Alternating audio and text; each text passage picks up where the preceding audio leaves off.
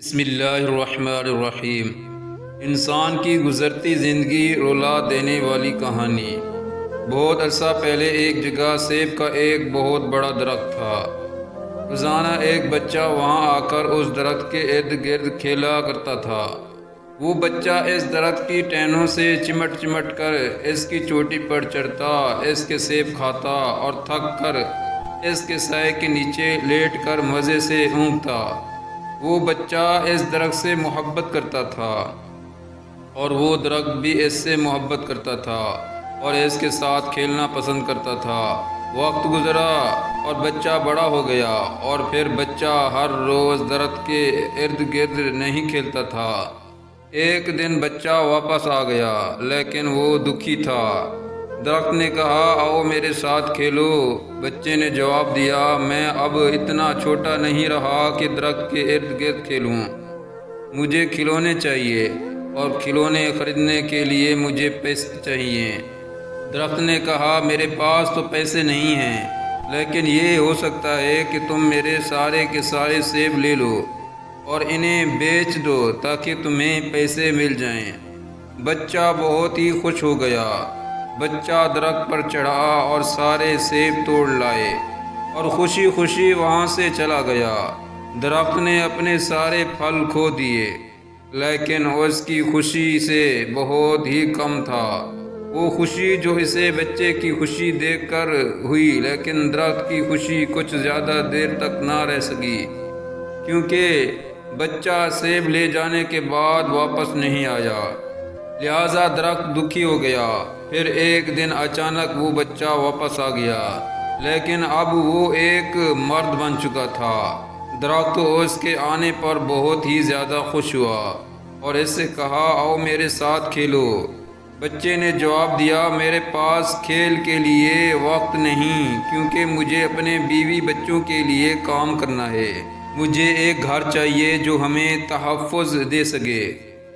کیا تم میری مدد کر سکتے ہو؟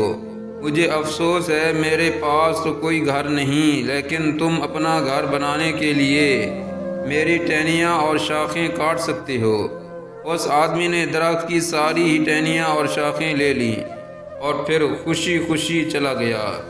جس طرح وہ پہلے اس کے پھل لے کر چلا گیا تھا، درخت اس کو خوش دیکھ کر پھر سے بہت خوش ہوا اور وہ ایک دفعہ پھر غائب ہو گیا اور درخت کے پاس واپس نہیں آیا۔ درخت ایک دفعہ پھر اکیلا ہو گیا، دکھی ہو گیا۔ پھر ایک لمبے عرصے کے بعد گرمیوں کے ایک گرم دن میں وہ آدمی واپس آیا اور درخت کے ایک دفعہ پھر خوشی کی انتہا کو چھونے لگا۔ اب شاید یہ میرے ساتھ کھیلے، او میرے ساتھ کھیلو۔ درخت نے کہا۔ آدمی نے درخت سے کہا، میں اب بوڑھا ہو گیا ہوں اور چاہتا ہوں کہ کسی دریا میں کشتی رانی کرتے ہوئے کسی پرسکون جگہ میں جا پہنچوں۔ آدمی نے درخت سے کہا، کیا تم مجھے ایک کشتی دے سکتے ہو؟ درخت نے کہا، تم میرا تنا لے کر اس کی کشتی بنا لو، اس طرح تم اس کے ذریعے دور تک جا سکتے ہو اور خوش ہو سکتے ہو۔ اس آدمی نے درخت کا تنا کاٹ لیا اور اس کی کشتی بنا لی اور پھر آدمی کشتی میں سوار ہو کر چلا گیا اور ایک لمبی مدت تک واپس نہ آیا۔ آخر کار دیر تک غائب رہنے کے بعد وہ آدمی واپس آیا۔ اسے دیکھ کر درخت نے دکھ سے کہا، مجھے افسوس ہے میرے بیٹے، اب میرے پاس تمہیں دینے کے لیے اور کچھ نہیں، اور کہا، تمہارے لیے اب اور سیب بھی نہیں ہے۔ آدمی نے کہا، کوئی بات نہیں، اب میرے دانت بھی نہیں جن سے میں سیب کو کاٹ سکتا۔ تمہارے کودنے پھاندنے کے لیے اب میرا تنا بھی نہیں۔ تو آدمی نے کہا، میں اب بوڑھا ہو گیا ہوں، ایسا کام نہیں کر سکتا۔ درخت نے کہا، میرے بیٹے، اب میرے پاس وقتاً کچھ بھی نہیں جو میں تمہیں دے سکوں، اب صرف میری مرتی ہوئی جڑیں ہی بچی ہیں۔ درخت نے روتے ہوئے آنسوں سے لبریز آواز میں کہا۔ آدمی نے کہا، اب مجھے صرف کوئی ایسی جگہ چاہیے جہاں میں سکون سے آرام کر سکوں۔ بہت اچھی بات ہے بوڑھے درخت کی، بوڑھی جڑیں تمہارے آرام کرنے کے لیے بہت اچھی جگہ ہیں۔ درخت نے کہا آؤ میرے ساتھ بیٹھو تاکہ تم سکون پاؤ۔ جاؤ آدمی درخت کے پاس آ بیٹھا۔